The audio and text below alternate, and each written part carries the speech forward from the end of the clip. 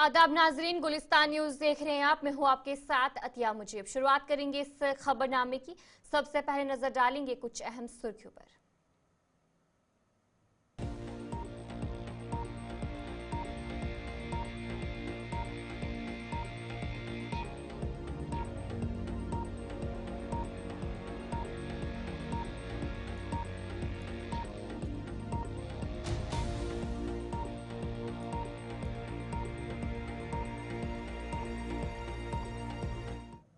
तो चलिए थी कुछ अहम सुर्खियां। आप दीगर खबरों की तरफ भी रुख करेंगे। मरकजी वजीर किरण रिजिजू ने जम्मू कश्मीर के श्रीनगर में एक प्रेस कॉन्फ्रेंस की, जिस दौरान उन्होंने कहा कि मुल्क के बजट के क़वायद के बारे में लोगों को बताना ज़रूरी है। ख़वातीन और बच्चों के लिए बजट में बहुत कुछ रखा गया है।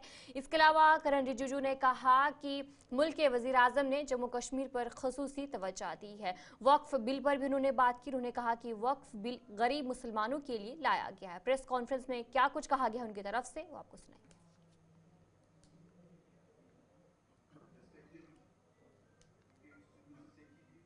बजट पूरा देश ने सुना है और बजट से देश के लिए क्या फ़ायदा है वो भी आप सबको मालूम है।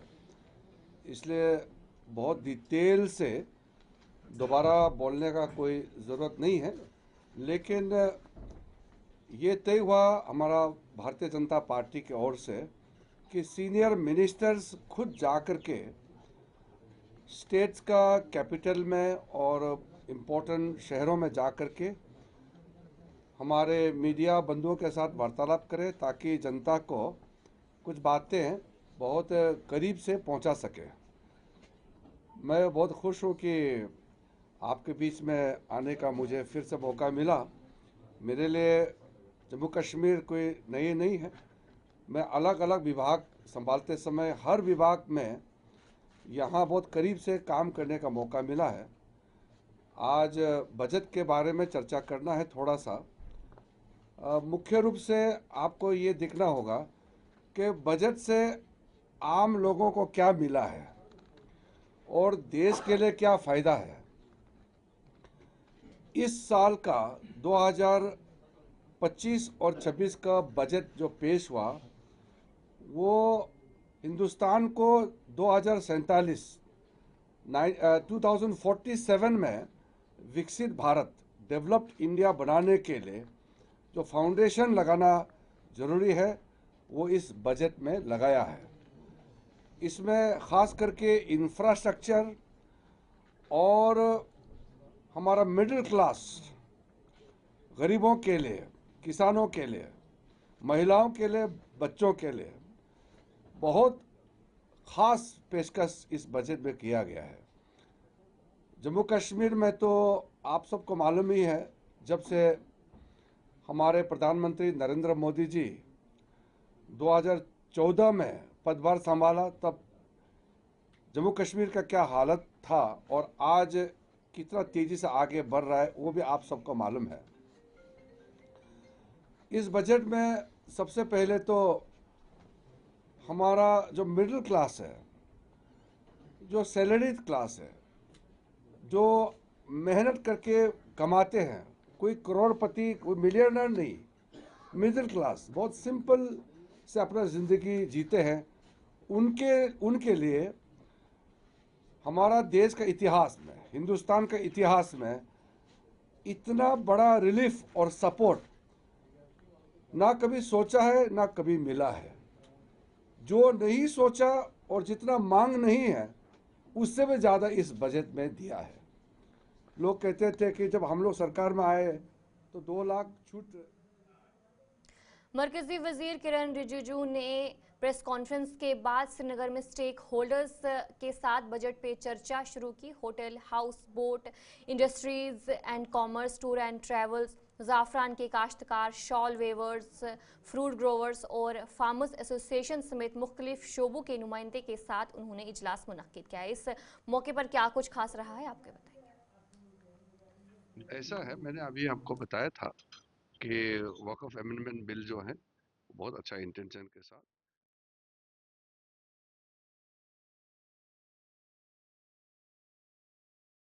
अगर मैं बिजनेस कम्युनिटी, जो ट्रेड एंड कॉमर्स और बाकी सेक्टर के सारा प्रतिनिधियों से मेरा मुलाकात हुआ और बजट पे चर्चा हुई।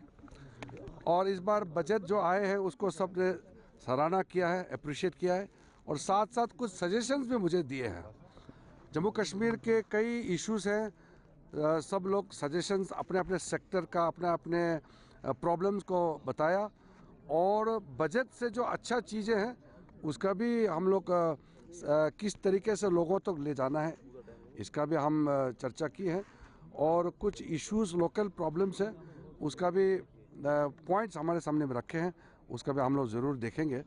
और ओवरऑल इतना शानदार बजट पेश करने के बाद लोगों तक पहुंचना बहुत ज़रूरी था और अच्छा बजट को इम्प्लीमेंट करना बहुत ज़रूरी है, इसलिए लोगों से मिलना था।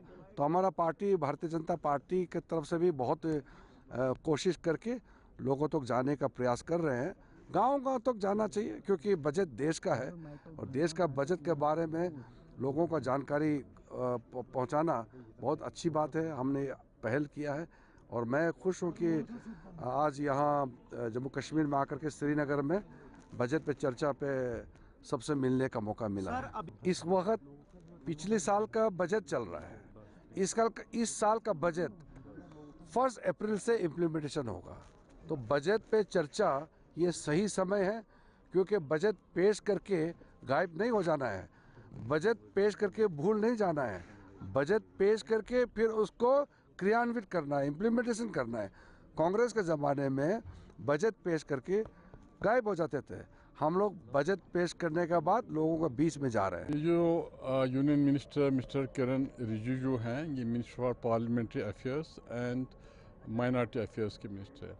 ये था बजट पर चर्चा कि जो अभी मिसेस सीतारमन ने 2025-2026 का बजट है उस बारे में ये था कि उन्होंने पॉजिटिविटीज़ बताई उस बजट की, उसमें कितना कैसे कौन से सेक्टर में कितना और मिडिल क्लास में जो उसमें ख़ास तौर पर जोर दिया गया है कि उनको काफ़ी रिलीफ मिल गए हैं, उस बारे में ये उसी में इवेंट से उसी बारे में था। देखिए जो आज की मीटिंग थी, चलो अच्छी मीटिंग थी। मतलब यूनियन मिनिस्टर जो बजट हुआ है वो तो हमने स्टेट या यूटी जो हमारी है उनके जो उनसे हमारे जो फीडबैक्स हुए उनके साथ भी शेयर किए, सीएम के साथ भी हमने शेयर किए हैं।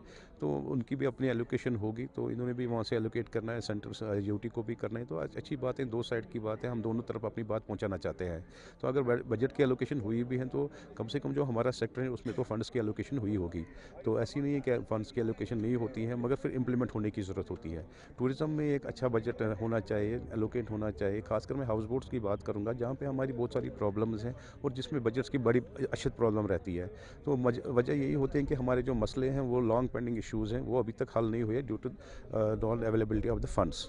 तो इस बजट में जो आपने बोला कि वो तो अनाउंस हुआ है, मगर हमें उम्मीद है कि जो यहाँ यूटी अपना जो अब सर्कुलेट करेगी उसमें वो हमारा खास ख्याल रखेगी और जो हमारे मसले मसाइल हैं वो कवर हो जाए और वो एड्रेस किए जाए। देखिए ये बजट पे चर्चा, एक्चुअली इन्होंने जो बजट पेश किया है उस पर इन्होंने चर्चा इसलिए रखी है कि हम देखें कि हमने देखिए ये बजट तो 1 मार्च अप्रैल से लागू होगा। तो ये इसमें देख रहे हैं कि जो इम्प्लीमेंटेशन है या जो हमने बनाया है उसमें किस चीज़ की गुंजाइश है, कहाँ कहाँ हमसे चूक हुई है, कहाँ कहाँ हमने ठीक किया है, जितना मैंने समझ पाया है इस चीज़ को। तो इसमें जो सबसे ज़्यादा मुद्दा इन्होंने कहा कि 12 लाख तक की कमाई पे जो फ्री, वो तो वेलकम स्टेप है, लेकिन वो 12 लाख का जो प्रावधान है उसके लिए जो 12 लाख कमाएगा कम करते हैं। मुझे बताइए जो 309 रुपये दिन का कमाता है उसके लिए इसमें क्या फ़ायदा है। तो मैंने उनकी नोटिस में लाया कि पहले आप गरीब को ऊपर लाइए, फिर वो टैक्स फ्री के लिए उसको वेलकम करेगा, जब वो खुद इस लेवल तक ही नहीं आया है कि जहां उसको टैक्स का फ़ायदा मिले। तो मेरी उससे रिक्वेस्ट हुई ये रही, मैंने उनकी नोटिस में लाया कि हमें minimum wages act at par with Ladakh, at par with Delhi दिया जाए, ताकि यहाँ का जो मजदूर है उसको कम से कम 18,000 15,000 रुपये वो कम से कम कमाए। 9,000 रुपये वाला कमाने वाला क्या इस बजट को वेलकम करेगा। एक तो ये मैंने लाया कि तफावत है मिनिमम वेजेस एक्ट में। दूसरा जो यहाँ पे पब्लिक सेक्टर अंडरटेकिंग है, चाहे जेके सीमेंट है, जेके एसआरटीसी है, हैंडलूम डेवलपमेंट कॉर्पोरेशन है। पुंछ के मेंढर सब डिवीजन में ड्राइवर्स की जानिब से ट्रैफिक पुलिस के खिलाफ एहतजाज किया। उनका कहना था कि ट्रैफिक पुलिस बगैर किसी वजह के उन्हें परेशान कर रही है और बिला वजह चालान लिए जा रहे हैं। मुजाहिरीन ने इंतजामिया से इस मामले पर मुदाखलत की दरख्वास्त की। उनका कहना था कि तमाम जरूरी दस्तावेजात होने के बावजूद उन्हें रोका जा रहा है।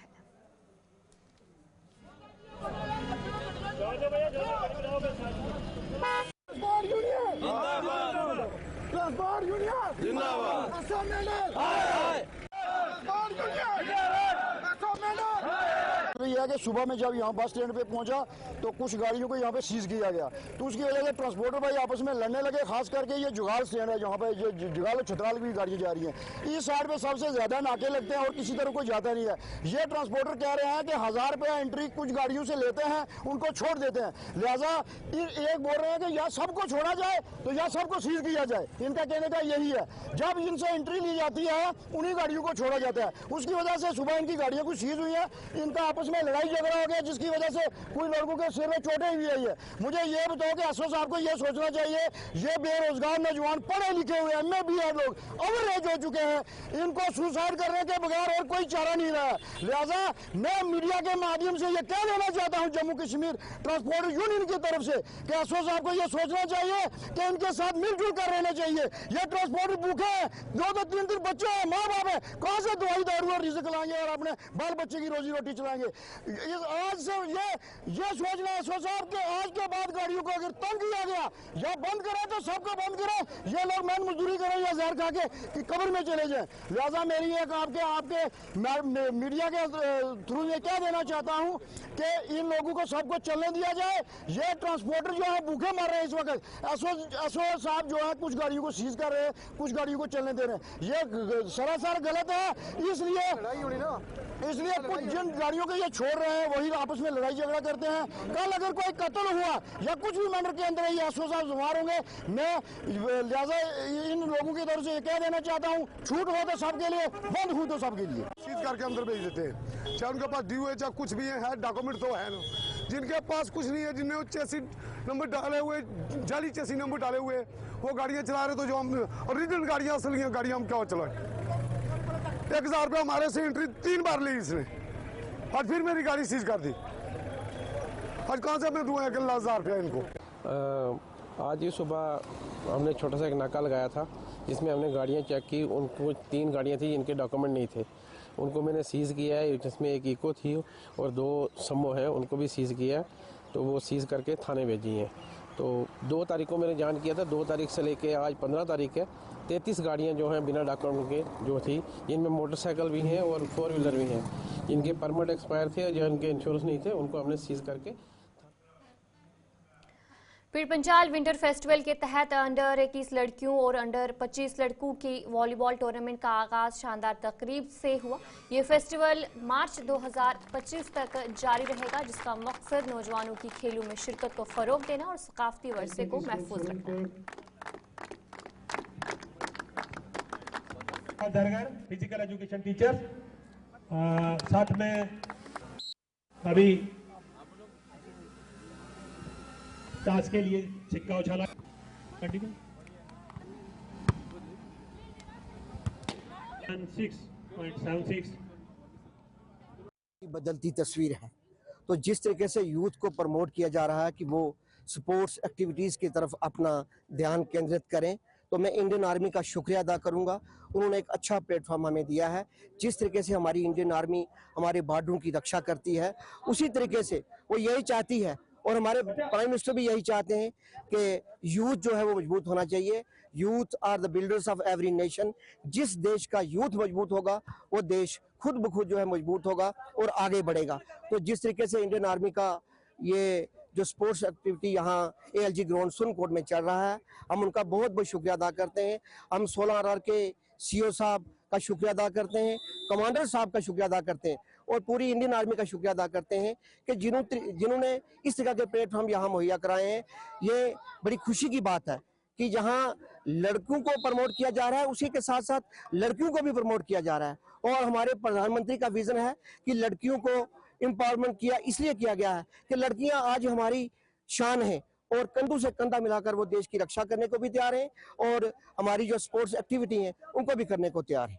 हमारी पीर पंजाल की पूरी जनता को बताया कि पीर पंजाल फेस्टिवल जो हमारे सुनकोट में चल रहा है, आज उसका एक पार्ट है जो हमारी ख़वातीन के लिए, खास करके हमारी गर्ल्स को आगे लाने के लिए हमारी इंडियन आर्मी ने एक अच्छी सोच रख के वॉलीबॉल का टूर्नामेंट आज यहाँ पे इनकाद हुआ है और जिसकी आज इनागोरेशन की है हमने। मैं उसके लिए इंडियन आर्मी का तहे दिल से शुक्रिया अदा करती हूँ कि उन्होंने हमेशा गर्ल्स के लिए सोचा और उनको आगे लाने के लिए अपना पूरा योगदान दिया। सबसे पहले तो मैं मुबारकबाद देता हूँ 16 RR को और उसकी पूरी टीम को, रोमी फोर्स की पूरी टीम को, कि उन्होंने एक इनिशिएटिव लिया है कि हमारे पुंछ के यूथ को एक प्लेटफार्म दिया है, एक मौका दिया है कि वो अपने स्किल को यहाँ पे डिस्प्ले करें, वो अपने एक एक्सपोजर जो है वो हासिल करें।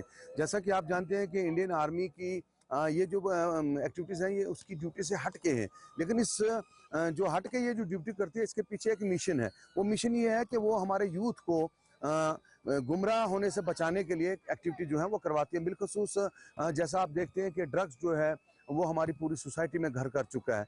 ड्रग्स से यूथ को किस तरह से बचाया जाए, मैं समझता हूं कि फौज ने एक बहुत बड़ा इनिशिएटिव लिया है, क्योंकि स्पोर्ट्स से बड़ा माध्यम कोई भी नहीं है इस यूथ को ड्रग्स जैसी लानत से बचाने के लिए। और दूसरी बात यह है कि जैसा कि आप जानते हैं कि पुंछ स्पोर्ट्स के नाम से जाना जाता है, लेकिन पुंछ में किसी भी किस्म की स्पोर्ट्स जो है उसको जो स्पॉन्सरशिप है वो कहीं से नहीं मिलती। सिर्फ इंडियन आर्मी ही एक ऐसी एजेंसी है जो सद्भावना के तहत हमारे बच्चों को प्लेटफार्म भी और स्पॉन्सरशिप भी मुहैया करती है। क्योंकि पुंछ वॉलीबॉल के हवाले से, जहां आज वॉलीबॉल आपने देखा, देखिए कितनी पार्टिसिपेशन है, 28 टीमें बॉयज सेक्शन से में और 10 टीमें गर्ल्स सेक्शन से हैं। और पुंछ जो है वो वॉलीबॉल के हवाले से अगर देखा जाए तो बहुत जरखेज है। सकलैन जैसे खिलाड़ी जो है यहाँ से निकल के हिंदुस्तान की नुमाइंदगी करते हैं। मुशर्रफ खान है, अयाज मदनी है, मोहम्मद हफीज है, आयुष है और पायल शर्मा जैसी लड़की, वो भी इस वक्त हिंदुस्तान की नुमाइंदगी करने के लिए तैयार हैं। मैं एक मरतबा फिर दिल की गहराइयों से इंडियन आर्मी को जो है वो मुबारकबाद। टाउन हॉल कुपवाड़ा में जिला पुलिस और इंतजामिया ने एक आगाही प्रोग्राम मुनक्किद किया, जिसमें ख्वातीन के साथ ज्यादती और दीगर जराइम के बारे में 3 नए कानून पर बात की गई। एडिशनल डिप्टी कमिश्नर, DSP और दीगर अफसरान ने अवाम को इन कानून से आगाह किया ताकि मुतासरा अफराद अपनी शिकायत पुलिस स्टेशन में दर्ज करवा सके। प्रोग्राम में मंशियात के बढ़ते हुए इस्तेमाल पर भी बात की गई और अवाम को इसकी लानत से बचने के लिए पुलिस के साथ ताउन करने की तरकीब दी गई। तो every women, every man should be करने के लिए तैयार करें या उत्साहे।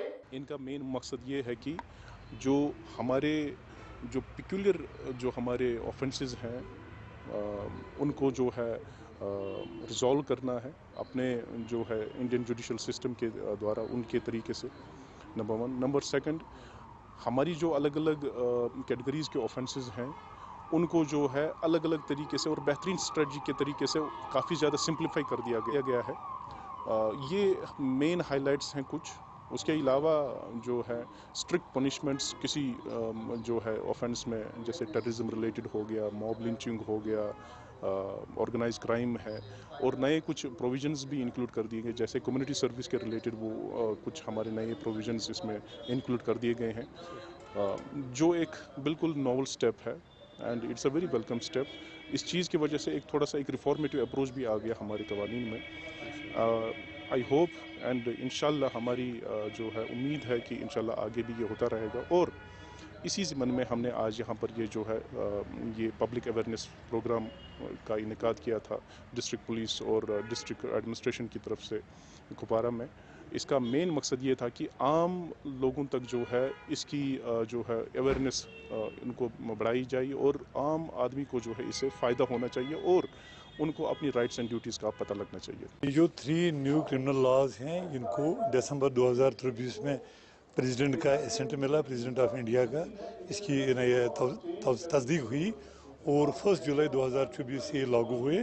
तो we are implementing these laws on ground. लेकिन कुछ जो इसमें तगीर तब्दील हुआ है सेक्शंस में, जैसे 144 हम लगाते थे, अब 163 BNSS है। तो इसका मुशाहिदा करने के लिए हमने 3 नए लॉज के लिए जो अवेयरनेस कैंप हैं। तो चलिए इस उर्दू खबरनामे में इतना ही। अभी के लिए मुझे दीजिए इजाजत और आप बने रहिए गुलिस्तान न्यूज़ के साथ।